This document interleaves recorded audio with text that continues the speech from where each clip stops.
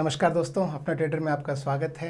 आज इस वीडियो में हम बात करेंगे कि अगर आप भारत में रहते हैं और फॉरेक्स में या करेंसी में आप ट्रेड करना चाहते हैं तो लीगल वेज पे आप कहाँ ट्रेड कर सकते हैं, कैसे ट्रेड कर सकते हैं, उसके क्या बेसिक्स हैं, वो सारी हम बात करेंगे। वीडियो शुरू करने से पहले आप मुझे कमेंट्स में लिख के बताइए कि क्या आप करेंसी ट्रेडिंग करते हैं इंडिया में, और करते हैं तो किस ब्रोकर के साथ करते हैं, मुझे नीचे डिस्क्रिप्शन में बताइएगा।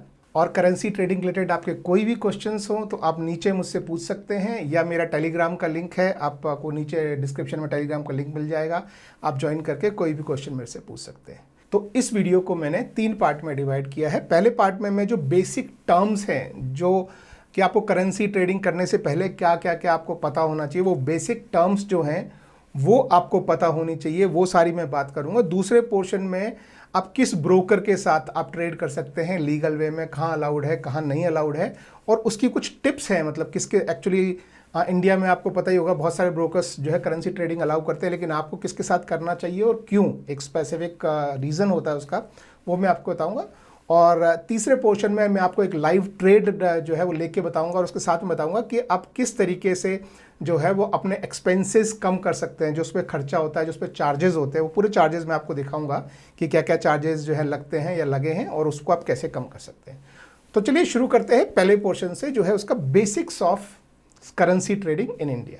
तो सबसे पहले मैं बताना चाहता हूं कि जैसे हमारे इंडिया में एक्सचेंजेस में शेयर्स ट्रेड होते हैं, उसी तरीके से हमारी करेंसी भी ट्रेड होती है। लेकिन फ़र्क सिर्फ ये है कि जो करेंसी है वो ट्रेड होती है सिर्फ फ्यूचर्स एंड ऑप्शन में, स्पॉट में नहीं। जैसे हमारे जो शेयर्स होते हैं वो स्पॉट में ट्रेड होता है, मतलब इमीडिएटली आप उसको ट्रेड करते हैं। फ्यूचर्स में भी होते हैं, ऑप्शन में भी होते हैं, लेकिन करेंसी जो है वो सिर्फ फ्यूचर्स और ऑप्शंस में ही ट्रेड होती है, और एनएससी पे ट्रेड होती है और बीएससी पे ट्रेड होती है। तो दोनों एक्सचेंजेस पे ट्रेड होती है। दोनों एक्सचेंजेस के चार्जेस में फ़र्क है, वो मैं आगे आपको बताऊंगा कि इसमें से किस पे ट्रेड करना चाहिए और क्यों, कितने चार्जेस हैं, वो मैं डिस्कस करूंगा। लेकिन ये 2 एक्सचेंज है जिस पे आपको ट्रेड करना है। अब बात करते हैं कि कौन कौन सी करेंसी ट्रेड होती है। मैं आपको एक्चुअली एक ऐप पे दिखा देता हूँ। तो आप देख सकते हैं कि ये एम स्टॉक जो है, ये ऐप मैंने यहाँ पे खोला हुआ है, और यहाँ मैं अपनी वॉच लिस्ट में जाके एक मैं कोई एम्प्टी वॉच लिस्ट में खोल लेता हूँ। तो यहाँ पे आप देखेंगे कि अगर आप यहाँ पे ट्रेड करने को जाएंगे तो पहली जो करेंसी है वो है USD INR, यानी जो डॉलर है वो हमारे इसमें ट्रेड होता है INR के अगेंस्ट। ठीक है, तो पहली ये है, इसको मैं एक को ऐड कर लेता हूँ। दूसरा आप जो देखेंगे वो है यूरो। तो अगर आप यहाँ EUR INR, तो यूरो जो है वो भी हमारे इंडियन मार्केट में ट्रेड होता है अगेंस्ट INR, यानी इंडियन करेंसी। तो हम इसको भी एक बार ऐड कर लेते हैं। तीसरा जो है वो जो ट्रेड होता है वो है पाउंड, यानी GBP INR। तो GBP इज ब्रिटिश पाउंड, तो वो भी INR के अगेंस्ट ट्रेड होता है, तो इसको भी मैंने ऐड कर लिया।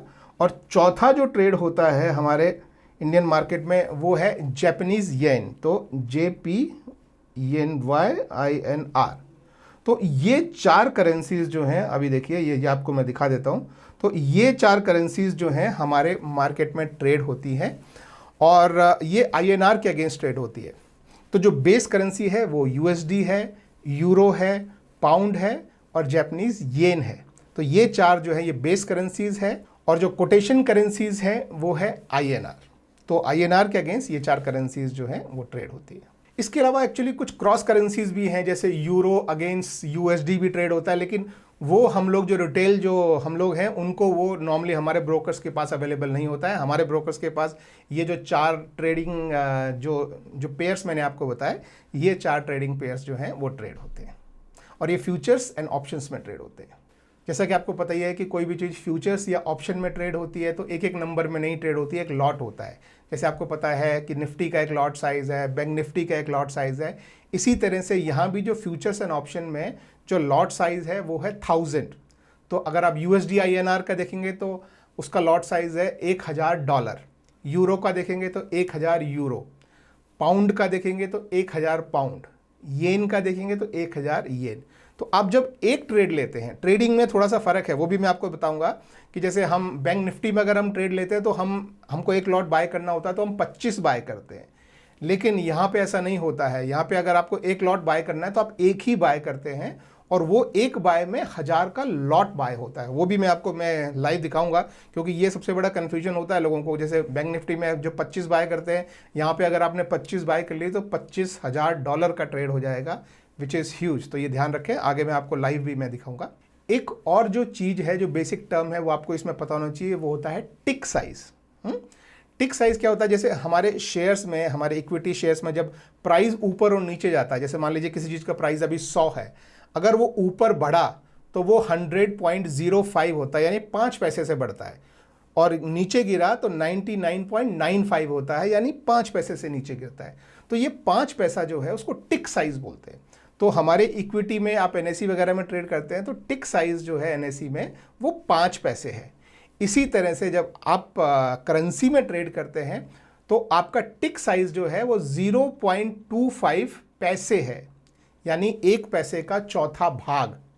5 पैसे, मैं 25 पैसे नहीं बोल रहा हूँ, ध्यान रखिए, मतलब 5 पैसे से बहुत कम है टिक साइज़। तो 1 पैसे का 25वां भाग, यानी 0.25 पैसे, यानी कि 0.0025 INR। तो ये बहुत छोटा टिक साइज है, तो बहुत कम अमाउंट में ऊपर बढ़ता है, कम अमाउंट में नीचे बढ़ता है। तो मान लीजिए अगर आपने एक लॉट USD INR का लिया है, तो जैसे मैंने आपको बताया उसमें $1000 लगता है, राइट। तो एक टिक यानी कि 1 पैसे का 25वां भाग भी अगर मार्केट ऊपर चढ़ा तो आपको ₹2.5 का प्रॉफिट होता है, नीचे गिरा तो आपको ₹2.5 का लॉस होता है। तो एक टिक ऊपर जाने से ₹2.5 का प्रॉफिट, एक टिक नीचे आने से ₹2.5 का लॉस। तो ये बेसिक आपको नॉलेज जो है वो पता होना चाहिए कि टिक कितना ऊपर नीचे होता है। और इसका जो ट्रेडिंग टाइम है दोस्तों, जैसे हमारे मार्केट के साथ ही ये खुलता है, लेकिन इसमें कोई प्री मार्केट नहीं होता। जैसे हमारा इक्विटी मार्केट खुलता है तो वो 9 बजे से 9:15 बजे तक प्री मार्केट होता है, फिर 9:15 बजे पूरा खुलता है।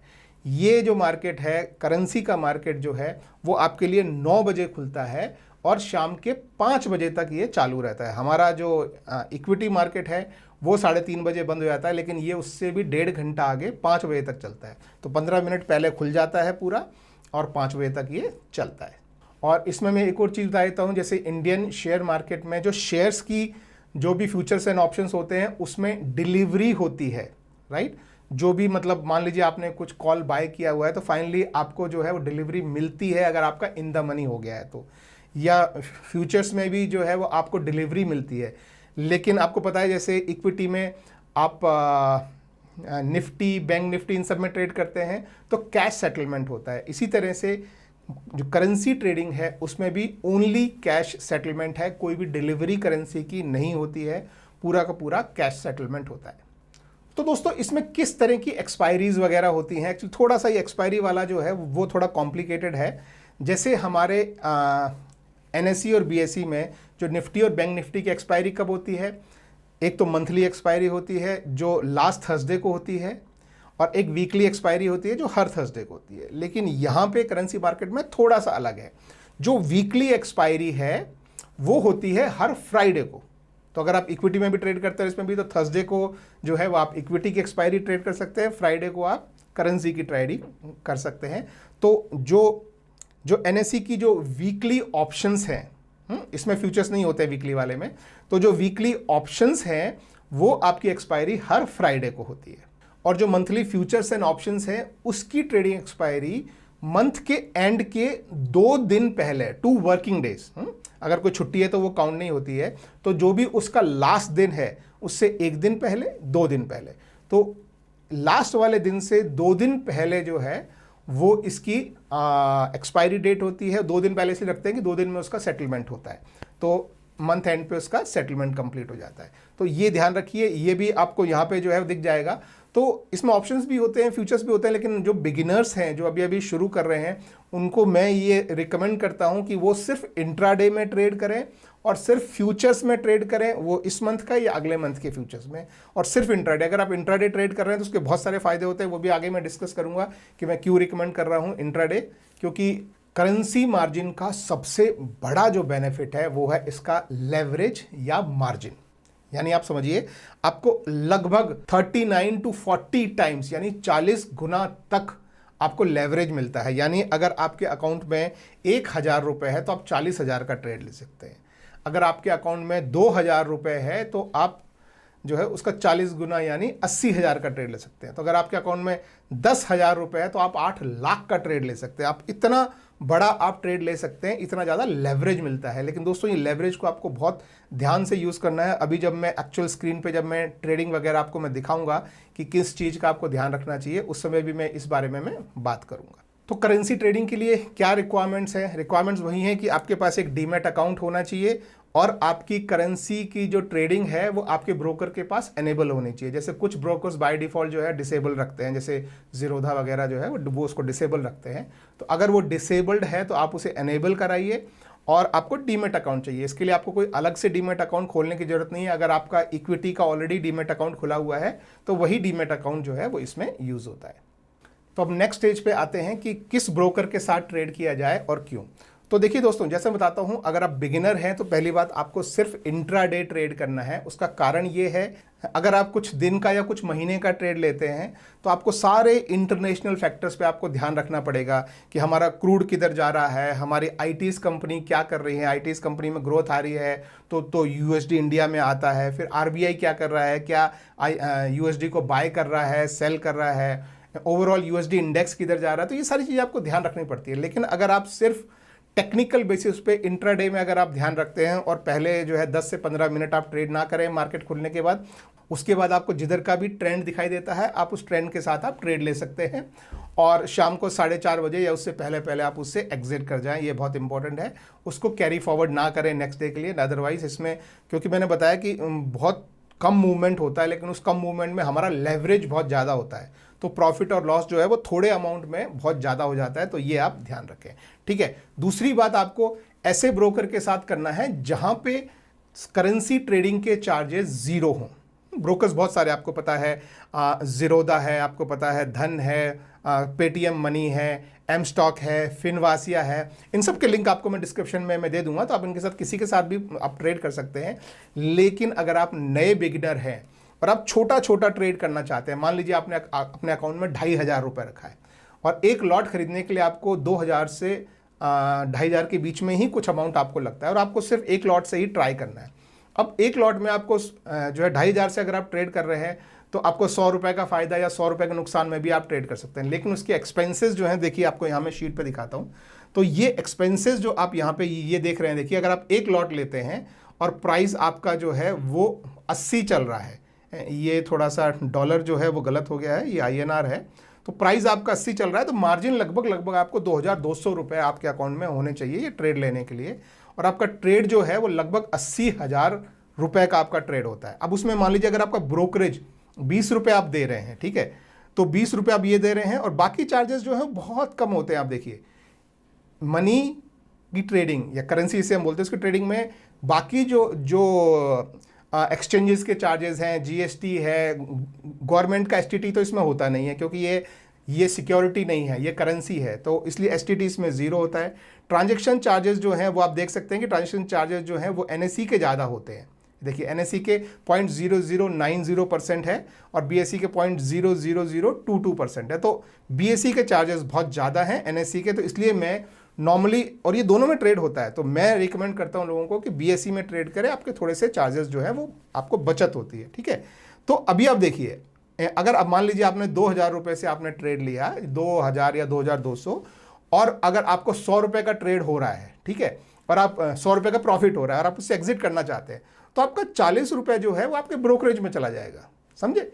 लेकिन अगर वही ब्रोकरेज अगर आपका जीरो है, जैसे जो नीचे मैंने उसमें बताया, उसमें एम स्टॉक में और फिनवासिया में जीरो ब्रोकरेज है, तो अगर आपका ब्रोकरेज जीरो है और आपको 100 रुपये का प्रॉफिट हो रहा है, तो आप देखेंगे कि आपका सारा खर्चा मिला के सिर्फ 66 पैसे है। और ये 66 पैसे भी कब है, जब हमने ट्रांजेक्शन चार्जेस इसका लगाया है। लेकिन अगर वही ट्रांजेक्शन चार्जेस जो है वो आप चेंज करके इसका लगाएंगे तो ये थोड़ा सा बढ़ जाएगा। तो आप NSE में ट्रेड करेंगे तो लगभग आपको एक लॉट में ट्रेड कर रहे हैं तो आपको 2 रुपये का खर्चा आएगा सिर्फ, और BSE में अगर आप ट्रेड करेंगे तो आप देखेंगे 66 पैसे का, तो ये कम हो जाता है। इसी तरह से मान लीजिए आप थोड़ा सा जो है वो बड़ा ट्रेड लेते हैं, मान लीजिए आप 10 लॉट लेते हैं। अब 10 लॉट के लिए आपको 22,000 रुपये चाहिए लगभग, तो आपके अकाउंट में 25,000 का अगर आपने अमाउंट जमा किया हुआ है तो आप 22,000 का 10 लॉट का ट्रेड ले सकते हैं। और आप ये जो ट्रेड है आप देखिए कि ये 8 लाख रुपए का ट्रेड है। हैं, और 8 लाख रुपए का ट्रेड आप, मतलब 8 लाख रुपए का ट्रेड बाय कर रहे हैं फिर सेल कर रहे हैं, लेकिन टोटल खर्चा आप मिला के देखेंगे तो सिर्फ 6 रुपये 55 पैसे। तो अगर आपको उसमें भी 100 रुपये 200 रुपये का 500 रुपये का अगर प्रॉफिट मिल रहा है तो आपका खर्चा बहुत कम निकलने वाला है। वही अगर हम इसकी बजाय अगर हम NSE वाला डाल देते हैं खर्चा, तो आप देखेंगे कि वो खर्चा जो है 20 रुपये का हो जाता है। BSE में वो खर्चा आपको 6.5 रुपये का, तो ये 15 रुपये का आपको BSE में बेनिफिट मिलता है। तो एक तो आप अगर हो सके तो BSE में ट्रेड करें, नहीं कर सकते हैं तो NSE में कीजिए, थोड़ा सा एक्सपेंस ज़्यादा आता है। और दूसरा इंपॉर्टेंट चीज़ है कि ये ब्रोकरेज अगर आपका ज़ीरो है तो आप क्या थोड़े थोड़े समय में बाय सेल कर सकते हैं। आपको यहाँ पे बाय किया, ट्रेंड आपको इधर का दिख रहा है, बाय किया आपने, खट से यहाँ पे जाके सेल कर दिया, क्योंकि आपको पता है कि आपके एक्सपेंसेस खर्चे ब्रोकरेज जो है वो बहुत कम है। तो ये एक इंपॉर्टेंट चीज़ है, ब्रोकरेज ज़ीरो। अगर ब्रोकरेज ज़ीरो नहीं है तो आप छोटे छोटे ट्रेड नहीं ले पाएंगे। अगर 100 रुपये के प्रॉफिट में निकले तो 40 रुपये तो ब्रोकरेज ले जाएगा, 20 बाय का 20 सेल का।